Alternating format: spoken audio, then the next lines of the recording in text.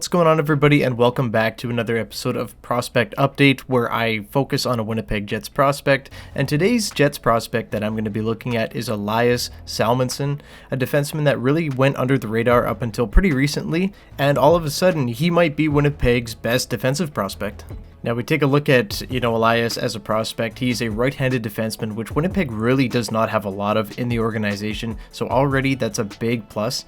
He's just turned 19 August 31st. At the time of recording this, it's September 1st, so he is very, very young, and he comes in at 6'2", 185. I mean, that's a big guy for, a barely 19-year-old. He's going to grow into his body, probably going to grow a little bit more, fill out a little bit more. And I just love it. Picked in the second round, 55th overall. It was kind of overlooked at the time. There was a few guys left on the board that I thought maybe would suit Winnipeg better, but I'm really happy that Winnipeg ended up taking a guy that was extremely young in the draft. And hey, look at him now, right? This is a guy that's only 19. I can't emphasize that enough. He's got a lot more to grow, a lot more room to grow, and he's already one of the better defensemen in the SHL. The SHL is a pro league. Like, it's no, bum league or whatever like a lot of people may think. Like, that is a very good professional hockey league where men play. And for a guy to come in at like 18, 19 years old, last year he would have been 18, and is considered probably the second best defenseman on the team behind only the SHL's defenseman of the year. I mean, hey, that's a big deal. That's a big, big deal. But what makes Salomonsson so impressive is just the fact that he's just such a complete two-way defenseman at, such a young age. He's just so good at defending off the rush. He really goes into the corners. He's able to dig pucks out. He's really good, at making that first pass, really good at carrying the puck out. He's got incredible vision, incredible passing. And he has a bit of offensive flair to his game. I mean, he's not bad at offense. I think that there's a lot of room for creativity to grow. And at just 19, that will come, obviously. But at 19, this guy just can really do it all. And I'm really excited to see what he turns into 2 to 3 years down the road. I think that he's going to be an excellent prospect and a pretty good NHL player if he keeps progressing at this rate.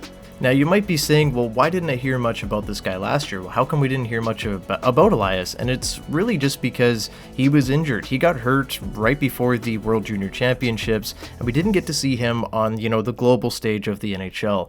At 18, he probably would have been playing likely in the top 4 for the Swedish team, assuming that, all went according to plan. But he was injured and wasn't able to play, so that did kind of, make him a little bit more invisible because we did have so many prospects.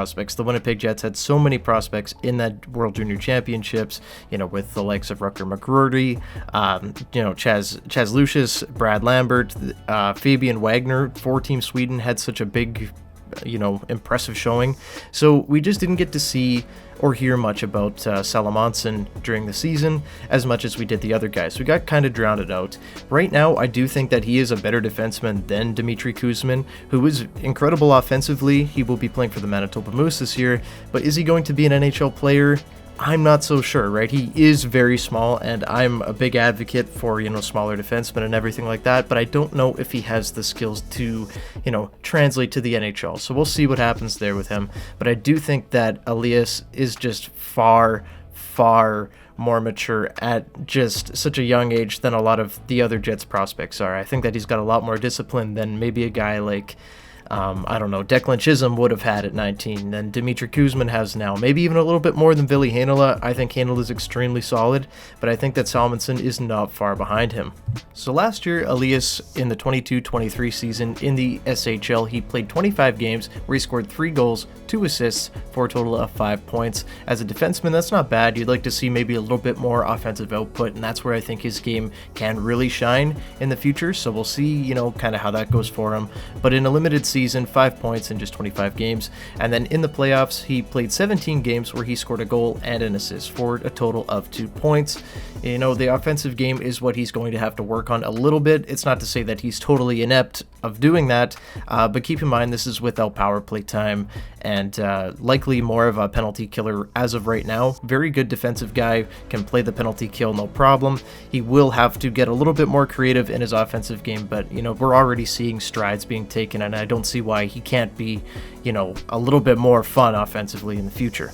So now you ask, what are we looking for from Elias Salomonsson? And I think it's just, to keep taking positive strides forward, keep improving on what you're already good at, right? So I do think, if he takes that step and he continues to be just a really good off-the-rush defender, a really good just, not a shutdown guy, so to say, but just a really steady two-way guy, I think that's all you can really ask for this year. If he can add a little bit more offense to his game, I think that'll go a long way. Of course, he is playing behind the SHL's Defenseman of the Year last season, so unless he gets injured, I don't think that he's going to be playing, those big top minutes.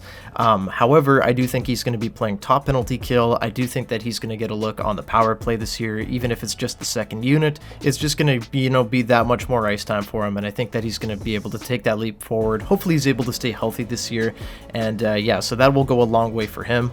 And assuming he's healthy, I expect him to be playing at the World Juniors, probably in a top 4 role. I think that he's, at the age of 19, being one of the older players there, I think he's going to have a really good tournament. And I think that if he's able to show out, and play really well, I think that's going to push him even more up the prospect rankings here in Winnipeg and in the NHL in general. We were busy talking about Brad Lambert falling all the way to 30 and how Winnipeg got a steal and how, that was the pick from the Andrew Kopp trade from New York and everything like that. So we were very distracted about, McGroarty and Lambert. We weren't really talking about Salomonsson. So I'm really excited to see what he can do in North America whenever he makes the jump. I still think he's got a long time to develop. There's really no reason to rush him.